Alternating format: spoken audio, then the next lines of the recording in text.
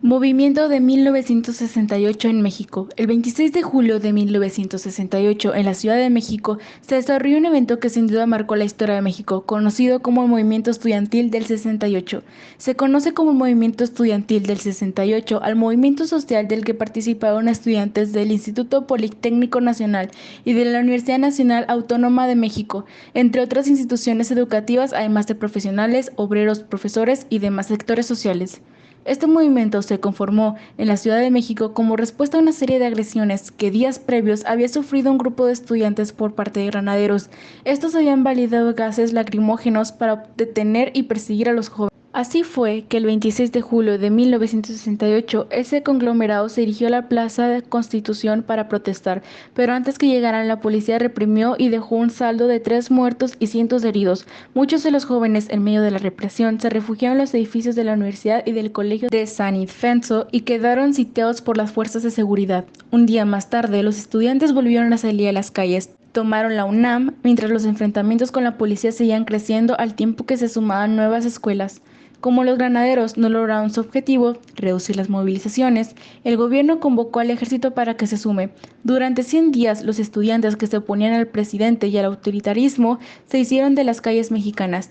El 29 de julio, la Preparatoria 1 y las vocacionales 2, 4 y 7 deciden irse a paro indefinido en solidaridad con el movimiento. Estudiantes de la Preparatoria 7 bloquean la avenida de la Viga y apresan a 2 policías.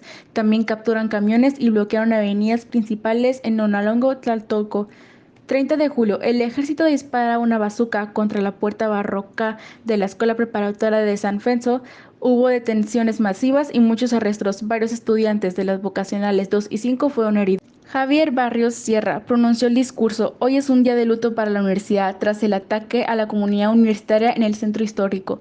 La autonomía no es una idea abstracta, es un ejercicio responsable que debe ser respetable y respetado por todos". 1 de agosto, Gustavo Díaz Ordaz, presidente de la República, hace las siguientes declaraciones en Guadalajara. Hay que establecer la paz y la tranquilidad pública. Una mano está tendida. Los mexicanos dirán si esa mano se queda tendida en el aire. Me han dolido en el alma esos deplorables y bochornosos acontecimientos. No agondemos más diferencias. Dejemos de lado el amor propio en la inteligencia de quien me incluyo naturalmente yo. Javier Barrios Sierra encabeza las manifestaciones en protesta por la violencia de la autonomía universitaria. En ella marchan todas las autoridades universitarias, los integrantes del Consejo Universitario, los dirigentes de la Asociación de Trabajadores Administrativos de la UNAM y del Sindicato de Profesores de la UNAM, así como maestros, estudiantes, trabajadores y padres de familia de la UNAM y del IPN. La influencia de la marcha oscila entre los 100 y a los 150,000 personas. Necesitamos demostrar al pueblo de México que somos una comunidad responsable, que merecemos la autonomía, pero no solo será la defensa de la autonomía bandera nuestra en esta expresión pública, será también la demanda, la exigilación por la libertad de nuestros compañeros presos, la sensación de las represiones. En ese mismo día, el rector pronunció el discurso "Nuestra lucha no termina", tras el mitin en la explanada de Rectoría al finalizar la marcha. Nuestra lucha no termina con esta demostración. Continuamos luchando por los estudiantes presos, contra la represión y por la libertad de la educación en México.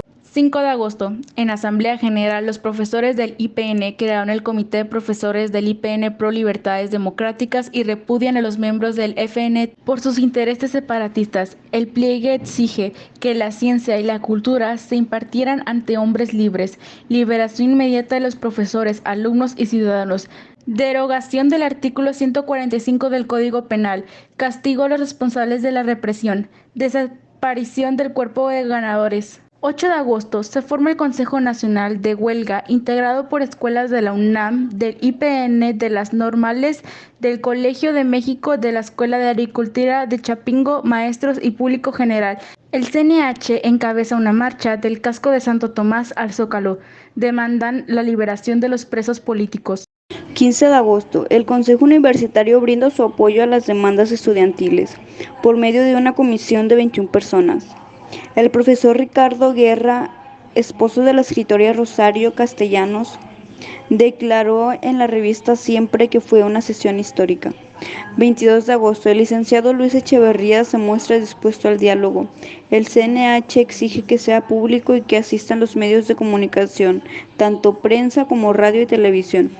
23 de agosto. Los estudiantes insisten en que aceptarán el diálogo siempre y cuando sea público y abierto. Sugieren que se lleve a cabo en alguna de las instalaciones universitarias participantes. 24 de agosto. El Sindicato Mexicano de Electricistas manifiesta su acuerdo con que los estudiantes se mantengan unidos y libres de agentes externos y manipuladores. 27 de agosto. 300,000 personas marchan del Museo de Antropología al Zócalo. Sugieren que el diálogo se lleve a cabo el 1 de septiembre por la mañana en el Zócalo. Al conducir la manifestación se iza una bandera rojinegra en el asta de la plaza. A la 1 de la mañana, fuerzas policiales desalojan el Zócalo.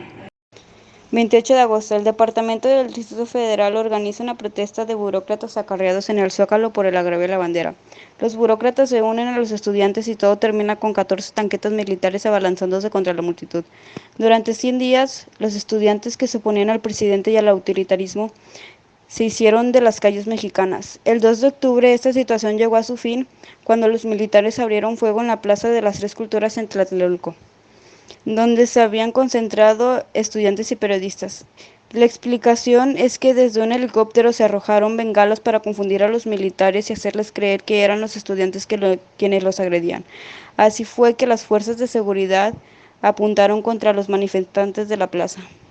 Al día de la fecha, sin saberse cuál es el número exacto de muertes en lo que se conoció como la masacre de Tlatelolco, mientras que el gobierno mexicano hablaba de unos 20, los cálculos hechos por familiares de víctimas ascienden a 65, y hay quienes arrojan la cifra de 500. El movimiento estudiantil del 68 no se dio a partir de una única causa, sino que fueron varios los factores los que incidieron en su desarrollo. Enfrentamientos estudiantiles. El 22 de julio de 1968, estudiantes del Instituto Politécnico Nacional y de la Preparatoria Isaac Uchoterena se enfrentan con dos grupos porriles, fuerzas de choque que los investigaban. Estos grupos se hacían llamar los Ciudadelos y los Arañas. Los ganaderos intervinieron en el enfrentamiento e hirieron a varios estudiantes arrojándoles piedras. Este hecho fue el disparador de la serie de marchas. Desigualdad y falta de representación. El crecimiento económico que atravesaba el país en aquella década no se tradujo en una distribución de la riqueza. A esto se le sumó que desde la Segunda Guerra Mundial las clases bajas eran víctimas de las fuerzas de seguridad de aquel país. Un factor extra fue que los jóvenes estudiantes de clase media no encontraban un representante entre las figuras y espacios políticos de la época. Estos dos actores sociales fueron protagonistas de las movilizaciones de aquellos días del 68. Contexto internacional. Puertas afuera, en el mundo, los estudiantes también encabezaban una serie de movilizaciones que tenían diversos objetivos, como el fin de la guerra de Vietnam en los Estados Unidos o un socialismo con rostro humano en Checoslovaquia. Lo ocurrido en México no fue un hecho aislado, sino un ejemplo más de jóvenes que quisieron tener protagonismo en una serie de transformaciones o revoluciones que consideraban necesarias para la sociedad. Contexto internacional. Puertas afuera, en el mundo, los estudiantes también encabezaban una serie de movilizaciones que tenían diversos objetivos, como el fin de la guerra de Vietnam en los Estados Unidos o un socialismo con rostro humano en Checoslovaquia. Lo ocurrido en México no fue un hecho aislado, sino un ejemplo más de jóvenes que quisieron tener protagonismo en una serie de transformaciones o revoluciones que consideraban necesarias para la sociedad. Las consecuencias que se les adjudica a las movilizaciones estudiantiles de 1968 también son varias. Algunas de ellas son la transformación que luego del repudio social que recibió el gobierno mexicano como consecuencia de lo acontecido, la llegada de un nuevo presidente llamado Luis Echeverría en reemplazo de Gustavo Díaz Ordaz trajo aparejada una serie de cambios internos. El presidente de aquellos años optó por dejar fuera del poder a todos los funcionarios a los que la sociedad señalaba como responsables de la masacre estudiantil. Críticas y transformaciones. Los estudiantes fueron quienes inauguraron algo nunca antes visto en aquel tiempo. Un duro cuestionamiento a quien era el presidente de aquel entonces. Pese al descontento social de aquellos años, fue el movimiento estudiantil quien llevó la voz cantante en contra de las autoridades. La violencia y la represión por parte del Estado no hicieron nada más que convencer y movilizar a otros sectores de la sociedad en el reclamo de una serie de transformaciones. Masacre. El número de estudiantes y manifestantes en Tlatelolco sigue sin conocerse, pero se habla entre 300 y 400 muertes por parte de las fuerzas de seguridad. A esto se le deben sumar más de 1.200 detenciones. Por la intolerancia hacia las peticiones de estos movimientos, tales como democracia verdadera, mejores condiciones de vida, justicia e igualdad para todos, así como la libertad de expresión,